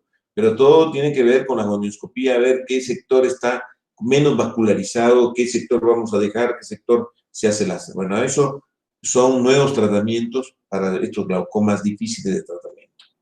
Obviamente son pacientes ciegos. Producen una discoria, estos hay que dilatarlos, porque tienen una uveitis, tienen una inflamación, estos pacientes permanentemente hay que darle corticoides, y es todo un tema. Por eso es que los pacientes que tienen una trombosis de vena, los pacientes que son diabéticos y tienen retinopatía proliferativa, terminan con un glaucoma neovascular, terminan con un IPEMA. Cuando un paciente viene con un nivel de sangre que le bajó la visión, tenía poca visión pero se le bajó, hay que ver si no son unos vasitos que se le rompieron adentro, producto de esto, de isquemia. Bueno, el glaucoma UNPEX, el cerebro-foliativo, es este glaucoma es muy frecuente en los mayores de 70 años. También se ha visto que hay un perfil genético de esto y se puede detectar antes, a los 50 años, a los 40 años, haciéndole una gonioscopía y viendo que en la parte de acá hay un doble hilera de de pigmento, que eso lo descubrió un gran médico oftalmólogo argentino que se llamó doctor Roberto Sampaulesi. Y en el mundo de los glaucomatólogos se llama la línea de Sampaulesi. Yo creo que es importante porque ya nosotros, a un paciente de 40 años, vamos a saber que va a ser un PEX, vamos a saber que va a ser un glaucoma foliativo, vamos a saber, hay que sacar la catarata pronto, aunque la tenga chiquita, porque la catarata es el mayor productor de estos elementos que se descaman y van al ángulo y dañan el ángulo, lo inflaman. El doctor Roberto Sampaulesi escribió este libro de glaucoma, tan viejito. En una oportunidad, qué sé yo, había llegado acá a la Argentina, yo llegué el año 89 a la Argentina, y el año 90 operé a un paciente de glaucoma, el año 90. Entonces, había que operarle el otro ojo, y se fue a Buenos Aires a verlo a Sampaulesi, y Sampaulesi le dice, ¿quién me operó ese ojo? Este ojo me lo operaron en San Luis, un médico que llegó ahí, pero como dice que me tiene que operar el otro, yo ya con este operado no veo bien, y si me opera el otro, bueno, el glaucoma es así, porque el glaucoma no es para que vean más, es para proteger el nervio, pero tu ojo está muy bien operado. Si usted quiere que yo le opere el otro ojo, va a tener que vender 2 departamentos por lo que cobro yo. Vaya a San Luis y opere el otro ojo con el que le operó este. Y me mandó de regalo su libro, que es con la paciente, y le puso una dedicatoria ahí al doctor Miguel Ángel Amamore, con aprecio y estima, Sampaulesi, 5 de diciembre del 91. ¿Lo ven? ¿Lo ven? ¿No? ¿Lo ven? ¿Lo ven? ¿Se fueron? ¿Están ahí? No se lee bien, profe. No ¿Se ve? se ve. ¿Ah? Que no se ve bien. ¿Ahí? Ahí Un poco, mejor. ahí sí. Ahí se ve. Bueno, este libro fue editado en septiembre del 91, y en diciembre del 91, que lo tenía en su escritorio, me lo mandó de regalo. El doctor Sampaulesi con una paciente que lo operé el otro ojo. O sea, fíjese, la emoción, yo tenía en el año 91, hace muchos años, que tenía 30 y pico de años, y yo iba a operar los glaucomas. Entonces, es un tema que a mí me gusta, el glaucoma, y yo siempre ando detrás de los glaucomatólogos a ver qué cosas han inventado nuevo para sacar las gotas, y ando detrás de todo eso. Pero lo interesante de estas líneas de Sampaulesi, en honor al doctor Sampaulesi, que en el mundo se la conoce, podemos detectar a un paciente sin tener ninguno de estos signos, que estos aparecen a los 70 años, a los 40 años con una gonioscopía, puedo yo ver que este paciente va a tener un PEX, un pseudofoliativo. Ese es el signo tan importante para ir ya abriendo las antenas con ese paciente. Entonces, para recordar, glaucoma crónico no da síntomas al comienzo, el problema no es la presión, sino lo que la presión le hace al ojo. Ese es el concepto que cambió. Es el concepto que yo cambié también en mi chip. No es el problema de la presión, sino lo que la presión le hace al ojo. Primero tengo que demostrar que la presión le hizo al ojo para tratar la presión. Si no me demuestra eso, yo no trato.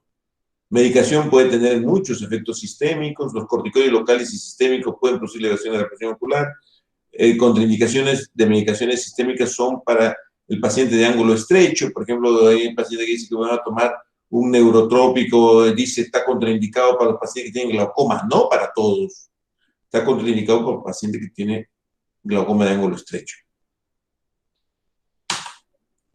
Vamos a hablar de la disminución crónica de la visión, degeneración macular relacionada con la edad.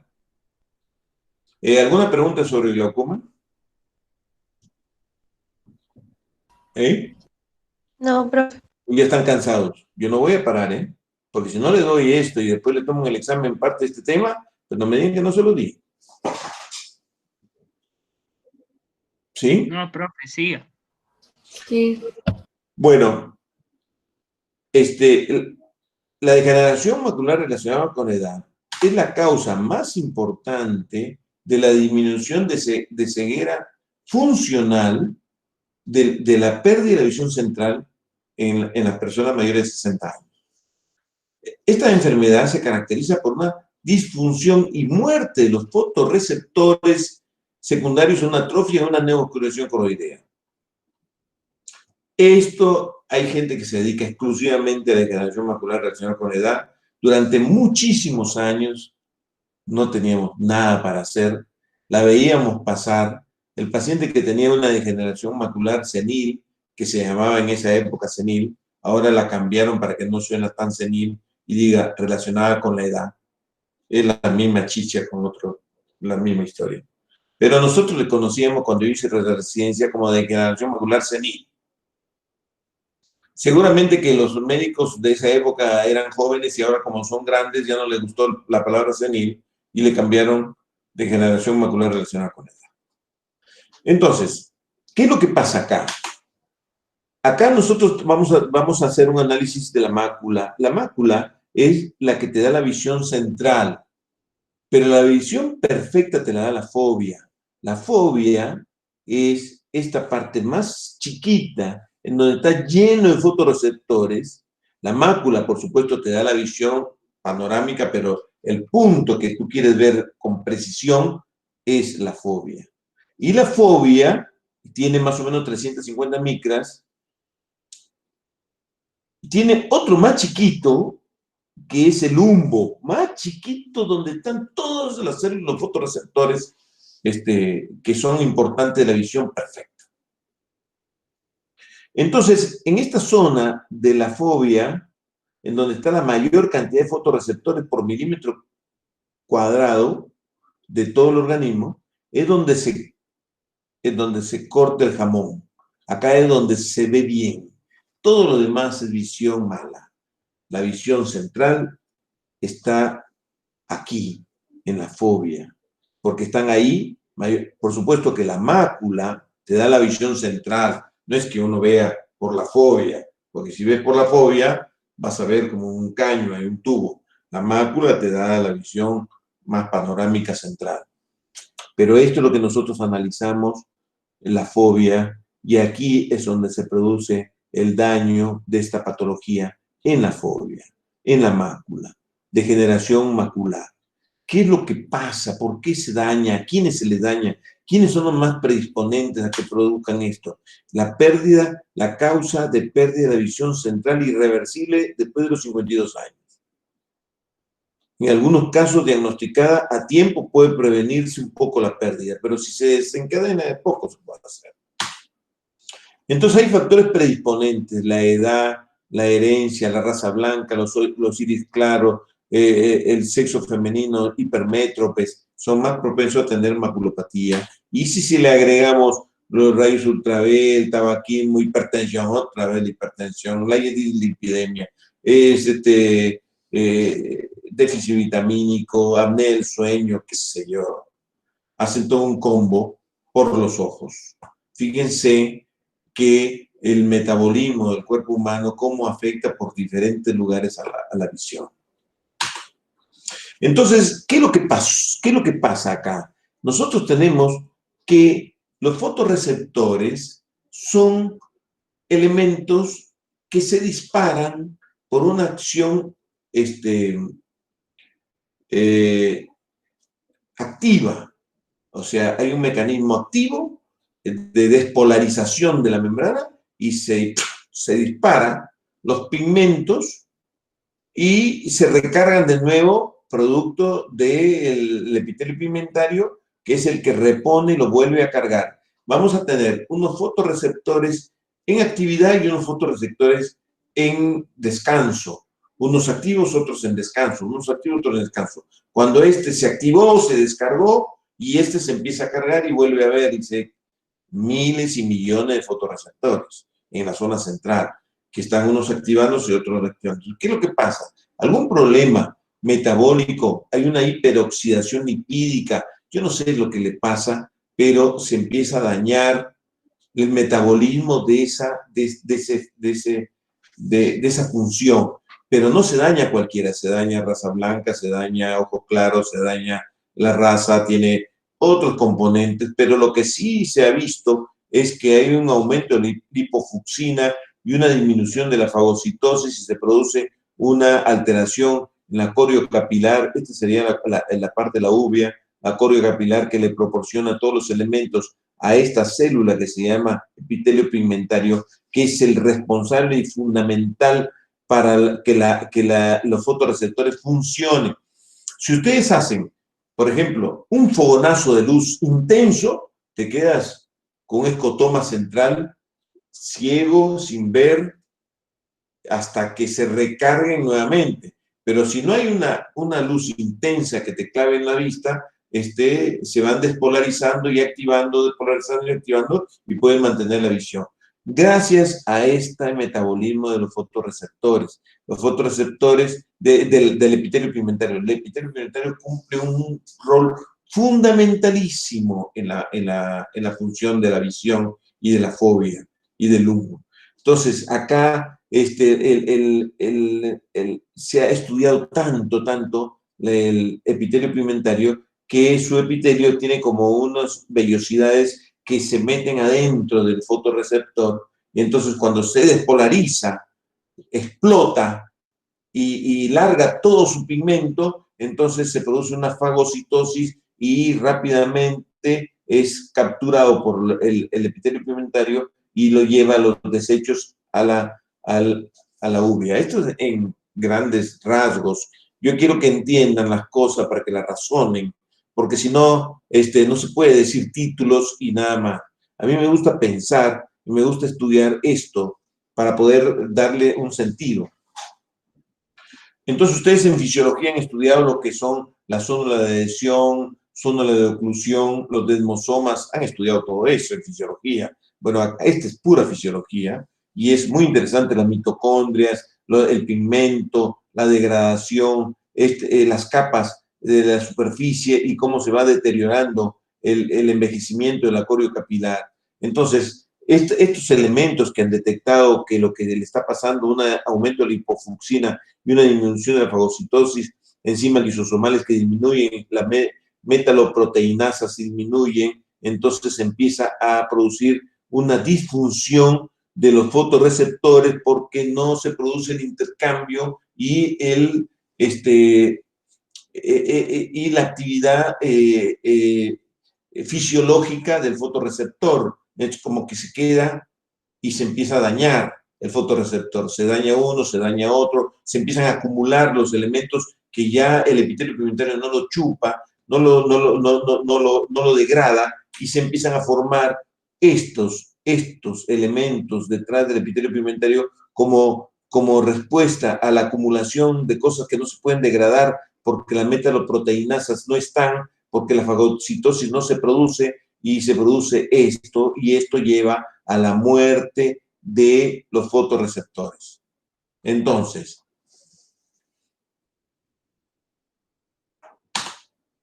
podemos decir que lo primero que aparece, esto se llama drusen. Los drusen son acúmulos amarillentos de sustancias que los epitelios pigmentarios no lo pueden resolver. Entonces podemos ver algunos drusen por acá, ¿ves? Acá hay unos drusen que se ven por detrás del epitelio pigmentario. Entonces esto lleva a la muerte y a la atrofia de la mácula, de los fotorreceptores, y puede quedar ahí. Pero, ¿qué es lo que pasa si no queda ahí? Si no queda ahí, acá se ven unos drusen, ¿ves? En el OCT se ve esta alteración del epitelio pigmentario y de la coroides en estos drusen. ¿Qué es lo que pasa con estos drusen? Se produce una atrofia coriocapilar y una disminución abrupta de los fotorreceptores y una muerte de los fotorreceptores. Entonces, una atrofia geográfica. El 80% de la maculopatía relacionada con la edad hacen estos tipos de atrofias retinales y no hay nada para hacer. Entonces, al haber una atrofia, entonces se ve fácilmente los vasos coroideos, el espesor retinal está reducido, los drusen, cambios pigmentarios en la zona, y se ven este tipo de cosas. Se daña el epitelio pigmentario y los fotorreceptores. Pero si se produce una activación del VEGF, que es el VEGF, que son elementos que se activan ante una isquemia, es como que son incendiarios, es como que estos elementos vienen a echar nafta a un incendio. La activación de estas moléculas es como echarle nafta a un incendio, mientras que acá hay muerte y quedó ahí. Y se murió, se apagó, se quitó la visión central y queda unas huellas, y bueno, deja de ver el centro. Pero si sobre eso se activa esto, entonces se meten neovasos acá y vamos a tener ya una mácula húmeda llena de agua, de elementos, porque los neovasos se han metido por acá. Las membranas estas, neovasos, maculopatía húmeda, eso es el 20% de la maculopatía relacionada con la edad, son húmedas, el 80% son secas.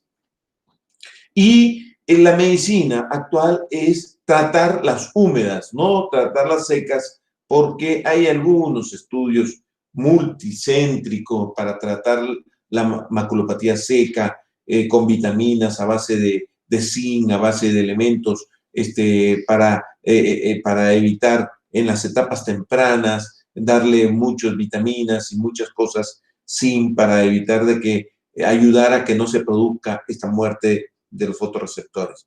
Pero cuando ya se produce la activación del VIG, esto es la producción de neovasos, la cosa se complica porque vamos a tener neovasos y vamos a tener estas imágenes de hiperfluorescencia, de autofluorescencia, que me está indicando que esto se va a agrandar a este tamaño, esto se va a agrandar a este tamaño si no hacemos algo.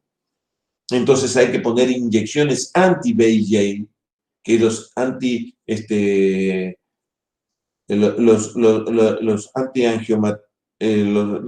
drogas antigénicas, que es anti estos elementos que producen los neovasos. ¿Ves? Tenemos un neovaso así exudativo y termina así, grande, con unas grandes extensiones de atrofia y daño en la mácula. Por supuesto que estos nunca quedan ciegos totales, pero si se les come toda la mácula, la visión paracentral es muy mala, no pueden leer. O sea, tienen personas que terminan prácticamente ciegos legales. Entonces, la pérdida progresiva del hueso visual central, metamorfosia, que eso es deformación porque se eleva la mácula y deforma la imagen. O directamente pérdida de la visión central. Acá deformación y acá pérdida, un escotoma central. ¿Ves? Nosotros podemos ir detectando con que se llama grilla de Andler, el test de Andler, que es un punto central que el paciente mire el centro y vea si se le deforma algo de los cuadraditos que se ven a los costados. Se tiene que usar con lentes de cerca, con su mejor corrección, tapando un ojo y mirando la grilla, y va a ver si se le deforma el punto o si hace un punto más grande y ve todo deformado al costado. Si uno puede ir viendo cómo va evolucionando su maculopatía haciendo un test de Andler. Entonces, el tratamiento para esto, para la humedad, los antiangiogénicos, anti-VIG y láser en algunos casos, que no da tanto resultado. Inyecciones, y que a veces tampoco lo frena, ¿no? Y terminan operando estas maculopatías con muy mal pronóstico. Estos son laboratorios o centros multicéntricos, 11 centros, en donde dijeron de que después de tantos años de que llegaron a la conclusión que dando dosis altas de antioxidantes, participaron 3.600 personas en estudios multicéntricos, y dijeron de que dándole vitamina C, 500 miligramos, vitamina E, podemos retardar el 25% una maculopatía en 5 años, retardar el 25%, o sea, quiere decir que el 75% de esto no hizo nada. El 25% lo puede retardar, o sea, tampoco es que sea el tratamiento. Después salió el ARENS-2, que ya le agregaron luteína, zeaxantina, y le agregaron algunos otros elementos, ácido graso omega 3 y todas esas cosas que dicen que también pueden ayudar un poco a la maculopatía seca, prevenir cuando tienes los drusen, antes de que aparezca la maculopatía, puedes que te ayuden estas vitaminas, pero realmente dice que el 25% es efectivo, que no avance en 5 años. O sea, mucha gente está tomando todo esto, 75% no va a hacer nada. Entonces ellos recomiendan que deberían tomar la fórmula AREN-2 en aquellos que tienen degeneración macular relacionada con la edad avanzada, intermedia en ambos ojos, qué sé yo, darle un montón de vitaminas, pero a veces las vitaminas, los antioxidantes en personas mayores pueden activar cánceres que están ocultos. A veces ya esto, a mí me parece que yo dudo mucho de estos tratamientos, pero si no hay nada para hacer, darle unos tratamientos de eso, qué sé yo, porque no hay mucho para hacer. Lo que sí vemos que generalmente hay una fijación excéntrica en la zona temporal superior, entonces hay un trabajo que le ponen un prisma para que puedan leer, hay elementos para que puedan leer, hay poco para hacer. Estos pacientes van perdiendo la visión central, son ciegos legales. Hay lupas, hay pueden leer con monitores, muchos elementos para tratar de aprovechar la retina periférica, perimacular, porque esa zona no está afectada y ellos pueden lograr leer algo con unos dispositivos re caros, con unas lupas re caras, que no todos tienen acceso.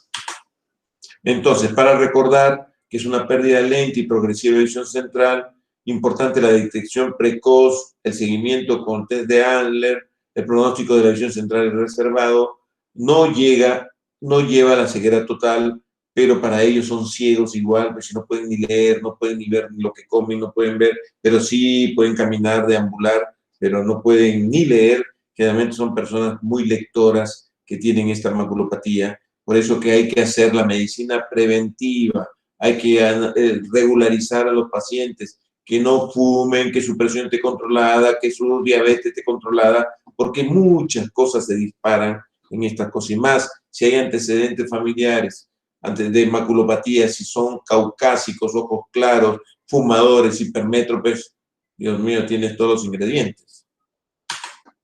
Entonces, esto para recordar cómo es una visión normal. La catarata es como que pierdes la nitidez de los elementos, el glaucoma como que pierdes el campo visual y te queda una visión central, y en la maculopatía que pierdes el centro y ves mejor la periferia. Esta es una cosa como para recordar cómo es el tipo de la pérdida de la visión. Entonces, recordamos que el objetivo de esto era describir la forma en que la catarata, el glaucoma y la degeneración macular relacionada con la edad afectan la visión. Definir los factores de riesgo de estas enfermedades, explicar cómo asesorar a los pacientes para prevenir el avance de la enfermedad en casos de que fuera posible, listar tratamientos existentes, oportunidades para aplicarlo, todas las cosas que están aprendiendo como médicos generales les va a servir para cuando tengan estos pacientes con disminución crónica, que no van a ir a su consultorio por la disminución crónica de la visión, que van a ir por otra cosa, pero que de paso ustedes pueden hacer un fondo de ojo y pueden detectar algún drusen, o pueden detectar una excavación de la papila, o pueden detectar los vasos del fondo de ojo que es hipertenso. El fondo de ojo es importante. Muchas gracias. Esto es en mi país. Muy bien. Lo dije rápido porque es mucho de la especialidad este tema de la maculopatía, pero como médicos tienen que saber que existe la maculopatía central. Tienen abuelos o que con glaucoma, los que tienen ojos claros, fumadores, hipermétropes, hay que tener cuidado en la familia.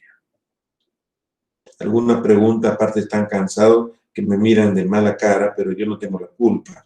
que estén cansados. Mañana los quiero ver tempranito, que vamos a hablar de otro tema importante que va a ser el trauma ocular.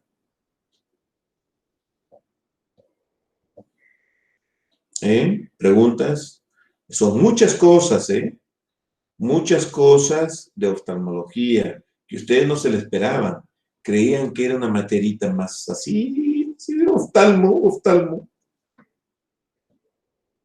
Hay todo un léxico, todo un lenguaje propio de nuestra especialidad, de la alegría de Adler. ¿Qué es lo que dijo Adler? Del ectropion, del entropion. ¿Qué es eso? Y todas estas cosas, la maculopatía senil, yo les quise, o sea, en realidad, a mí me gusta decir las cosas para que las piensen, para que sientan cuál es el mecanismo y no te digan títulos, y esto es así. Maculopatía no tiene tratamiento, la húmeda se trata con inyecciones, chao. Pero si ustedes, porque a mí me parece que es la época donde uno analiza la fisiopatología, que es lo más lindo de la medicina, es cuando uno le encuentra la explicación de las cosas. Que te la digan así, por eso que yo odio las enfermedades idiopáticas y primarias. Yo las quiero buscar, las quiero encontrar, las quiero darle un título. El decir que todavía existen el 60% de la patología médica, sea idiopática y primaria, estamos todavía muy lejos, la medicina, muy lejos de solucionar problemas. Yo creo que la solución de los problemas médicos va a ser cuando nosotros podamos ver el genoma humano, cuando podemos ver la genética y veamos qué gen está alterado y poderlo modificar con algún tratamiento para evitar tener todo esto. Pero ¿qué es lo que pasa?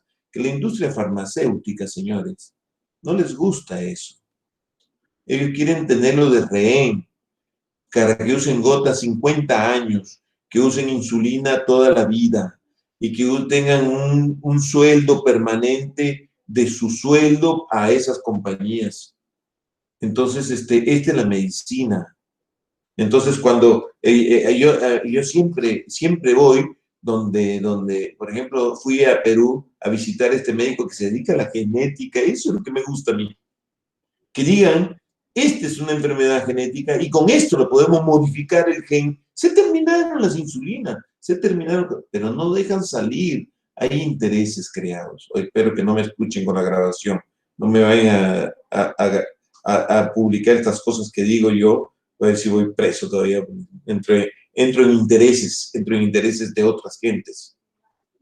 Pero, a ver, durante 35 años que tengo de médico, he visto pasar muchas cosas, he visto ver muchos tratamientos, he visto como la panacea, como ahora salió el SLT. ¡Oh! SLT.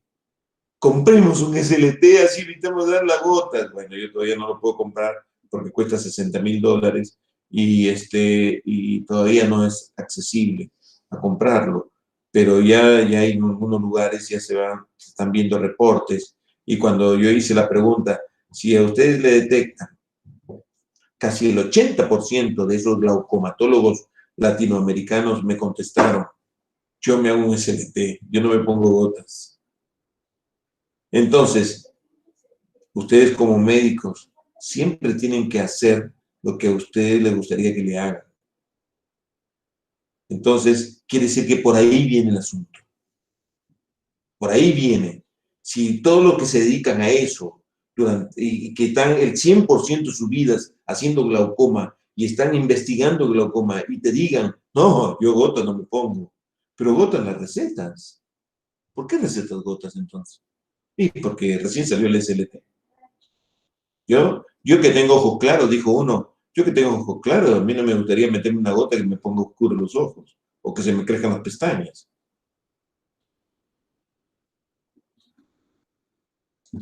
Entonces, ¿cuánto tiempo vamos a usar gotas? 50 años. Por Dios. quiero comentarios. Comentarios, por favor, comentarios. Que han impactado mirándome de todas las cosas que le digo que ustedes ni se imaginaban que hay en oftalmología. Y escucho. Voy a sacar la grabación para que las